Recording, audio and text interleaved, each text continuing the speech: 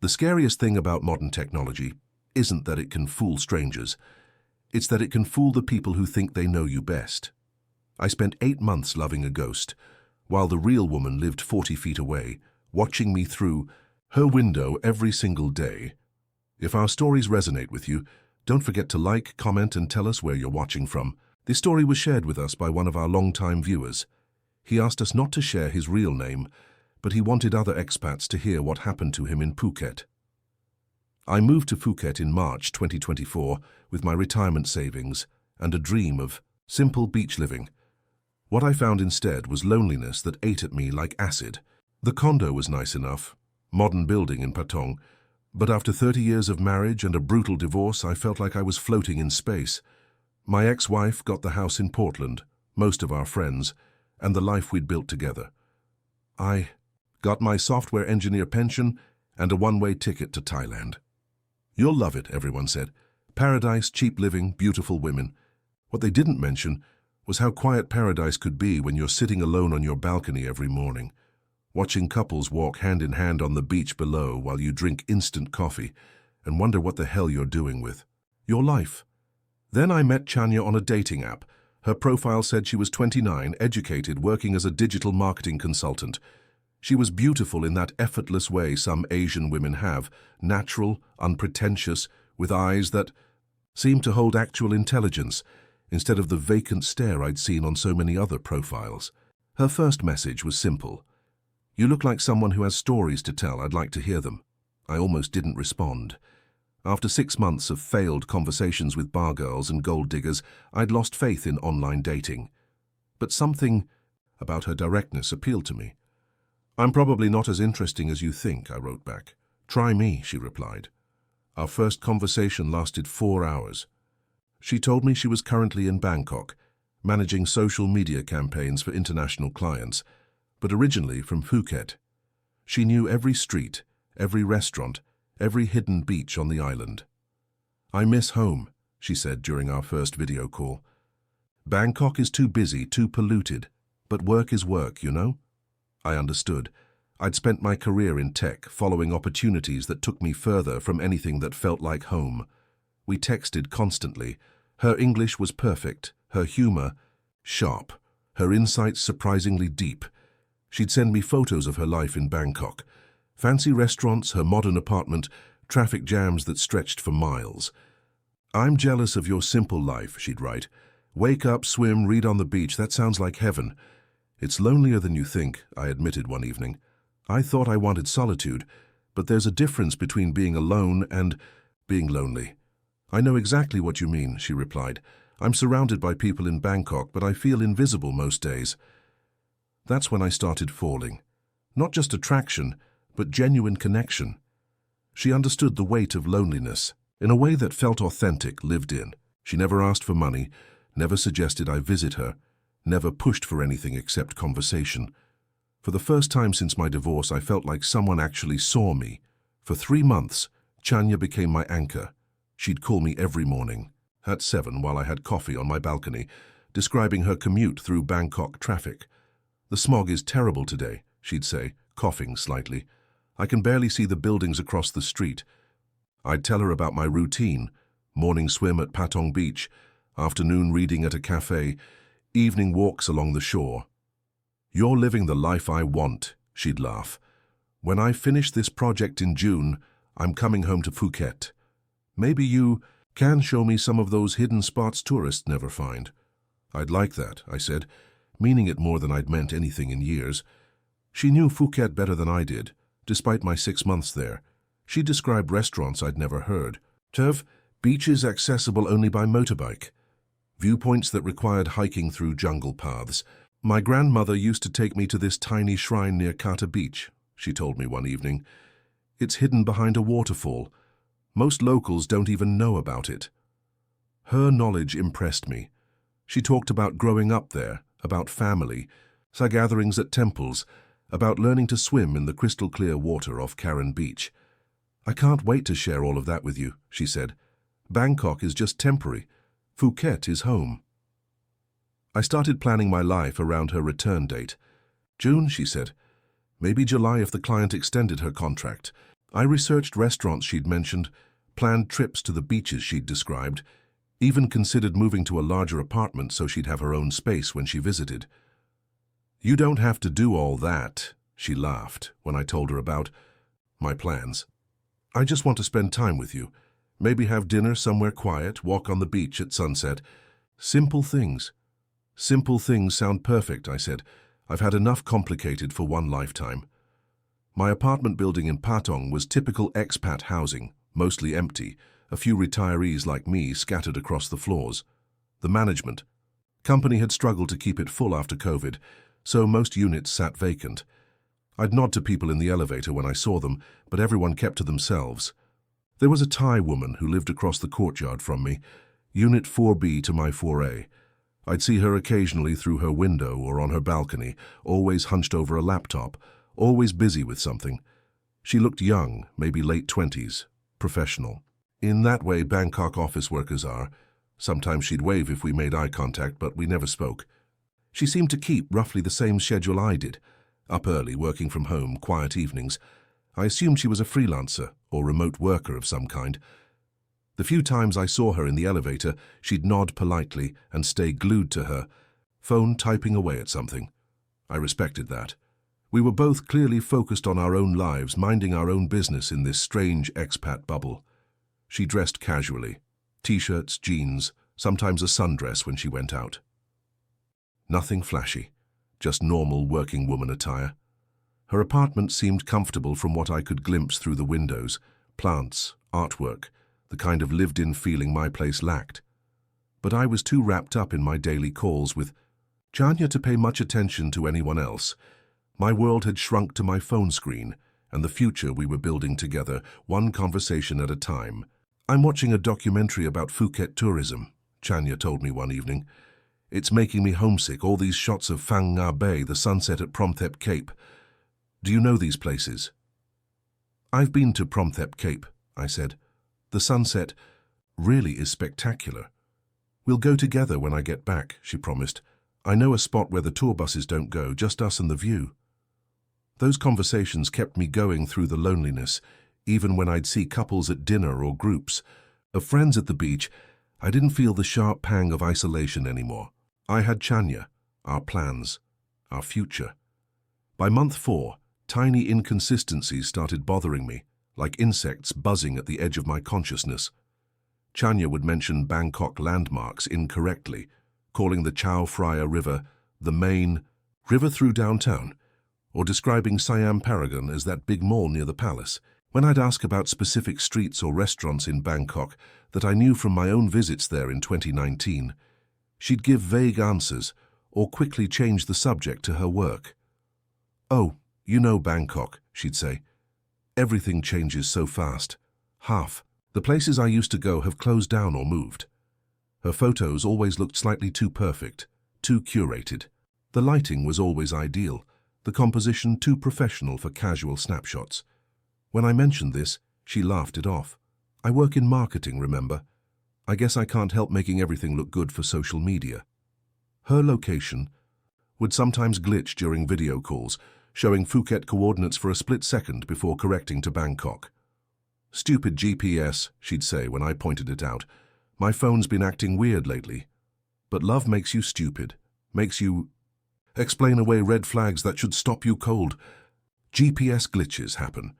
She was busy with demanding clients, maybe didn't get out much in Bangkok. Maybe she'd been away from the city so long that her memory of specific places had faded. I wanted the dream to be real more than I wanted the truth. When I suggested visiting her in Bangkok for a weekend, she'd always have perfectly reasonable excuses. Big project deadlines, family obligations. Her apartment was too messy for visitors. "Soon," she'd always say, and I could hear the smile in her voice. "When I come back to Phuket, we'll have all the time in the world, I promise." I clung to that promise like a drowning man clings to driftwood, ignoring the fact that the water was rising around me. Everything changed on a Tuesday morning in July. I was on a video call with Chanya, listening to her complain about Bangkok traffic as usual. "The pollution is so bad today," she was saying, "and the traffic on Sukhumvit is completely stopped. I might be late for my client meeting." My internet cut out for about 30 seconds, nothing unusual for Thai Wi-Fi. But when it reconnected, she was still talking about traffic, except the background noise had completely changed. Instead of car horns and engine noise, I heard tropical birds and the distant sound of Thai music. Exactly what I heard every morning from my own balcony. In Patong. Chanya, I said carefully, my heart starting to race. Where are you right now? She laughed, that musical laugh I'd fallen in love with. In my car, stuck in traffic. Why? But the location glitch happened again, and this time I was paying attention. The coordinates that flashed briefly on my screen were definitely Phuket, specifically my neighborhood. I thought I heard birds, I said. In Bangkok? Oh, I'm taking the call from a rooftop, she said quickly. My building has a garden area, trying to get better signal. But I know Bangkok. I lived there for 6 months in 2019, working on a consulting project. That wasn't Bangkok background noise, that was Patong background noise. That was my neighborhood's background noise, the specific mix of long-tail boats, morning vendors, and resort music that drifted up from the beach below my apartment every single day. I started paying attention to details I'd ignored before, cataloging discrepancies like evidence in a criminal case. The lighting in her video calls always matched the lighting outside my window. When it rained at my place, she'd mention rain. In Bangkok at exactly the same time. When the power went out in my building for 2 hours, she mysteriously couldn't take calls during that exact window. Sorry, client emergency, she'd text. Talk tonight? The sick feeling in my stomach grew, stronger every day, but I didn't want to believe what my rational mind was starting to suspect. I was 58 years old, retired from a career built on logic and problem solving. I knew how to read patterns, how to identify system failures, but this wasn't a software bug or a network issue. This was my heart, and hearts don't run on logic. I became obsessed with the woman in 4B. During my daily calls with Chanya, I'd position myself at my dining table where I could see across the courtyard to her apartment through my window. And there she was every single time, sitting at her own dining table, hunched over her laptop at the exact times Chanya and I would be chatting.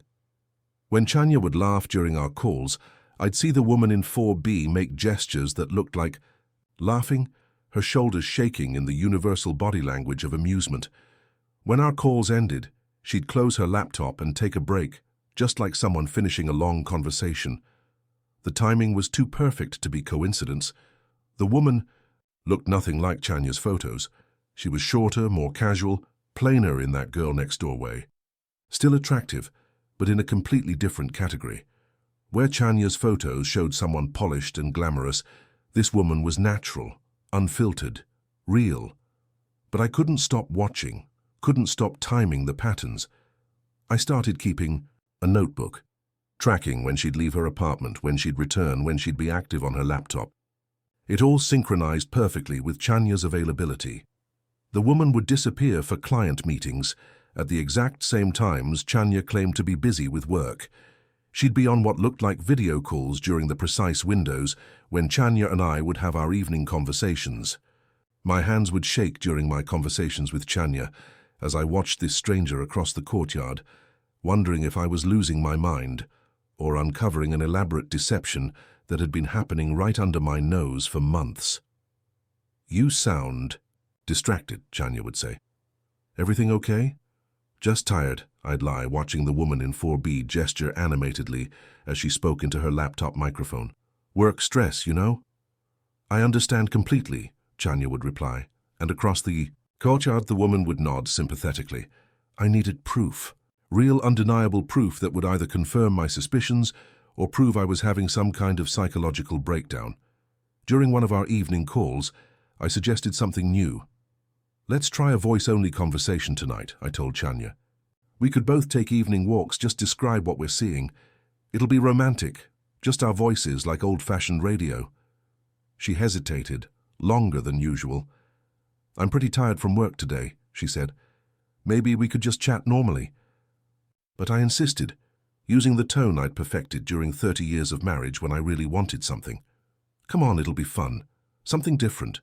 We've been doing video calls for months. She agreed reluctantly. I stepped out onto my balcony with my phone, ostensibly to describe the sunset over Patong Beach. But really I was watching apartment 4B like a detective on a stakeout. "Okay," I said into the phone. "I'm looking at the most beautiful sunset. The sky is orange and pink and there are long-tail boats silhouetted against the horizon. What are you seeing in Bangkok?" As Chanya started talking about city lights and street vendors, I watched the woman across the courtyard step out onto her balcony with her phone pressed to her ear.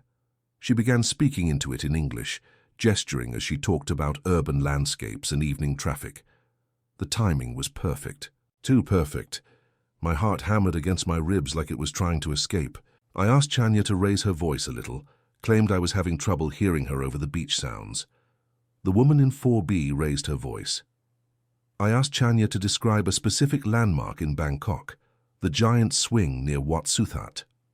The woman paused, looked nervous for a moment, then gave a generic description that could have come from any travel website.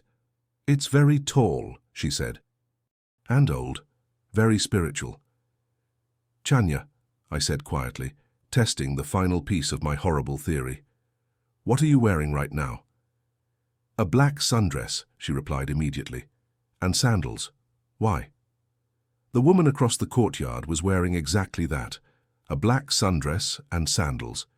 I could see her clearly in the evening light, phone pressed to her ear, describing her fictional walk through Bangkok while standing on her balcony 40 feet away from me. I felt like I was drowning in plain sight, like the ground beneath my feet had turned to quicksand. I spent the next 3 days doing digital forensics on every photo Chanya had ever sent me, using reverse image search tools I'd learned about during my tech career. The results were devastating and comprehensive. Most of her photos came back as stock images or heavily filtered selfies belonging to other women, Instagram influencers, model portfolios, random social media accounts. Her Bangkok apartment photos matched a listing from a real estate website, advertising luxury condos for rent. Her restaurant meals were lifted from food blogger accounts. Her traffic videos were downloaded from Bangkok travel vlogs on YouTube, complete with timestamps that proved they'd been recorded months or even years before she'd sent them to me. 8 months of our relationship had been built on stolen content and elaborate digital lies. But this wasn't some random scammer in Nigeria or a bar girl looking for easy money. The woman in 4B wasn't just catfishing me with fake photos and borrowed videos. She was catfishing me while living 40 feet away from me, close enough to see the expression on my face when I read her messages. Every morning when I'd wake, up missing Chanya, aching for her touch and counting days until her return, she was right there across the courtyard, probably watching me drink coffee on my balcony while she composed her fake updates about life in Bangkok. Every night when I'd go to bed feeling lonely, masturbating to memories of our video calls and dreams of our future together, she was in her own bed just across the courtyard, probably going to sleep at the exact same time after spending hours, pretending to be someone else. The cruelty of it was breathtaking in its intimacy. She had made me fall in love with a ghost, while the real her was close enough to touch, close enough to call out to if I'd opened my window and shouted across the courtyard. I couldn't understand the motivation. Was it a long-term scam? But she'd never asked me for money, never suggested I send gifts or pay for anything. Was it entertainment? Some kind of psychological experiment in manipulation? Was she writing a book about lonely expats? The not knowing drove me to the edge of madness. I'd lie awake at night staring at the ceiling, trying to understand what kind of person could sustain such an elaborate deception for 8 months without any apparent financial gain. I couldn't take it anymore. I had to know who she really was and why she'd done this to me, even if the truth destroyed what little peace of mind I had left. I planned the confrontation carefully, like a software engineer debugging a critical system failure. So I told Chanya I wanted to surprise her with a delivery. Flowers and dinner from her favorite Bangkok restaurant, the one she'd mentioned dozens of times during our conversations. She tried to refuse, said she was working late and wouldn't be home. But I insisted with the kind of gentle pressure that had always worked on my ex-wife. "It's our 8-month anniversary," I said. "You deserve something special. I want to spoil you a little." She finally agreed, giving me an address. in Bangkok that I wrote down carefully, knowing I'd never use it. Instead, I ordered flowers and Thai food to apartment 4B in my own building, a beautiful arrangement of orchids and pad Thai from the restaurant downstairs. Then I positioned myself in the lobby, where I could see both the delivery entrance and the elevator to the 4th floor, like a private investigator conducting surveillance. At exactly 7 p.m., the delivery driver arrived. I watched him check the address, take the elevator up to the 4th floor, and return 5 minutes later with an empty bag. 5 minutes after that, my phone rang. "Byron," Chanya's voice was bright with excitement. "The most amazing thing just happened. Someone sent flowers and food to my apartment by mistake. Can you believe the coincidence? They must have mixed up addresses." I listened to her lie in real time as I stood in my own lobby, watching the elevator that had just delivered my flowers to the woman who was currently describing them to me as a miraculous mistake. "That's incredible," I said, my voice steady, despite the nausea rising in my throat. "What kind of flowers?"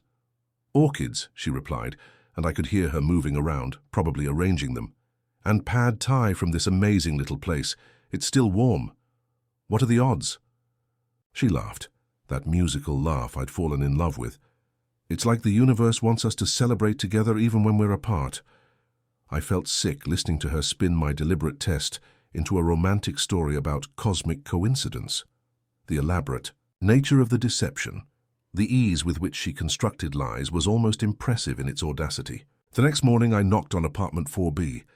My hands weren't shaking anymore. I'd moved past fear into a strange calm that felt like shock. When she answered the door, I saw her face change from polite confusion to recognition to pure terror. In about 3 seconds. She was prettier than I'd expected, not like Chanya's borrowed photos, but genuinely attractive in a natural, unfiltered way. Her skin was clear, her eyes intelligent, her figure petite but appealing. She looked exactly like someone I might have approached in a coffee shop if I'd been brave enough, someone I could have had a real relationship with if circumstances had been different. "Hi," I said calmly, as if I was introducing myself to a new neighbor, instead of confronting someone who'd been psychologically manipulating me for 8 months. "I'm Byron, from 4A. I think we need to talk." She tried to close the door, panic flickering across her features, but I put my foot in the doorframe the way I'd seen in movies. "Please," I said, keeping my voice gentle. "I just want to understand." "I'm not angry, I'm just confused." She stared at me for a long moment, her chest rising and falling rapidly, then stepped aside to let me in. Her apartment was identical to mine in layout, but decorated completely differently. Plants everywhere, local artwork on the walls, photos of what I assumed were her real family and friends scattered on shelves and tables. It felt lived in, authentic, like an actual home instead of the sterile expat crash pad I'd created across the courtyard. Her laptop was open on the dining table, and I could see multiple browser windows, dating app interfaces, photo editing software, a folder. On her desktop labeled Byron Project in English. The evidence of her deception was right there, organized and methodical. "My name is really Chanya," she said quietly, settling onto her couch with her hands folded in her lap like a schoolgirl called to the principal's office. That part was true. Her voice was exactly the same as the woman I'd been talking to for 8 months, but hearing it in person felt surreal, like watching a dubbed movie where the audio doesn't quite match the visual. "Why?" I asked. That was all I could manage.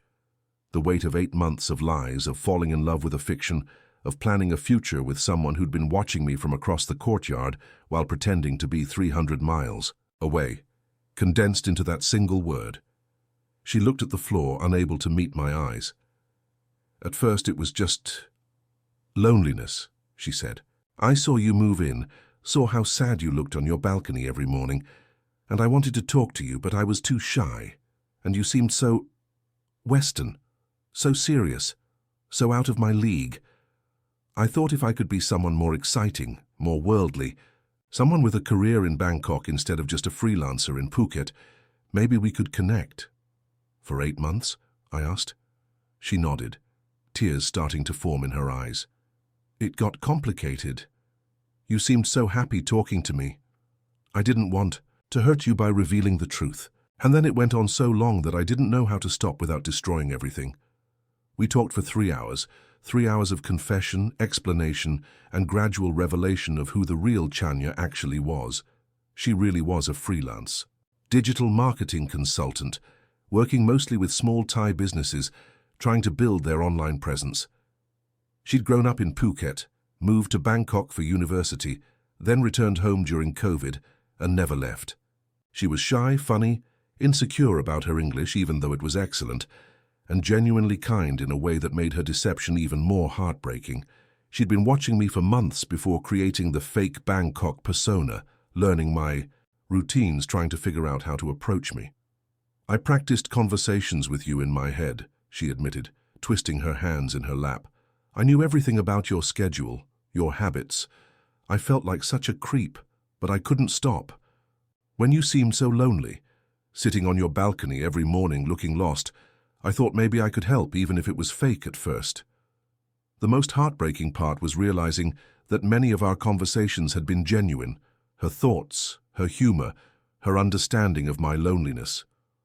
The connection I'd felt hadn't been entirely artificial. It had just been delivered through an elaborate digital mask that transformed a shy local girl into a sophisticated Bangkok career woman. I wanted to tell you so many times, she said, wiping her eyes with the back of her hand. Especially when you talked about being excited to meet me in person, about planning trips together when I came back to Phuket. I kept hoping I could find a way to transition to the real me gradually, but I never found the courage. Looking at her now, sitting in her real apartment surrounded by her real life, I could see traces of the woman I'd fallen in love with through the screen. Not the fake photos or the fake location, but the personality, the laugh, the way she gestured when she talked about something she cared about. The worst part, she said quietly, is that I really did fall in love with you. Not with the idea of you, but with the actual you. Your stories about your marriage, your honesty about feeling lost after your divorce, your kindness. I loved you, but you loved someone who didn't exist. That was 3 months ago. Chanya still lives in 4B. I still live in 4A. We nod to each other in the elevator now, sometimes exchange a few polite words about the weather or the building maintenance issues, but we both know too much about each other and too little at the same time. I know her fake life in Bangkok better than I know her real life in Phuket. She knows my deepest fears and loneliness better than anyone, but she learned them through 8 months of systematic deception. Sometimes I catch her watching me from her balcony, and I wonder what she's thinking. Is she remembering our daily conversations, the plans we made, the future we'd imagined together? Is she regretting the elaborate lie, or is she regretting getting caught? I've thought about asking her out for coffee, starting over with the truth. This time, seeing if the real Chanya and the real Byron could build something authentic from the wreckage of her digital fiction. But trust is like a mirror. Once it's broken, you can put the pieces back together, but you'll always see the cracks. How do you love someone who loved you enough to lie to you for 8 months? How do you rebuild intimacy with someone who already knows all your secrets but shared none of theirs? How do you move forward when every conversation is haunted by the ghost of what never really existed? The saddest part is that I think we could have been happy together if she'd just knocked on my door that first day instead of creating an elaborate digital performance. We were both lonely, both looking for connection, both living in the same building and keeping the same schedule.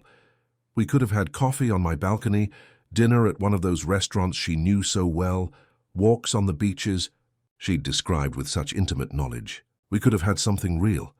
Instead, we're both prisoners of her deception, living 40 feet apart but separated by an ocean of broken trust. She gave me 8 months of love built on lies, and now we share polite nods in the elevator, while the weight of what we were and what we could have been hangs between us like smoke. Technology promised to connect us, to make the world smaller, to help lonely people find each other across any distance. But it gave us something worse than loneliness. It gave us the illusion of love without any of its substance, the shadow of intimacy without its foundation of truth. I loved a ghost for 8 months while the real woman lived close enough to touch, and now we're both haunted by the relationship that never really existed and the one that never had a chance to begin.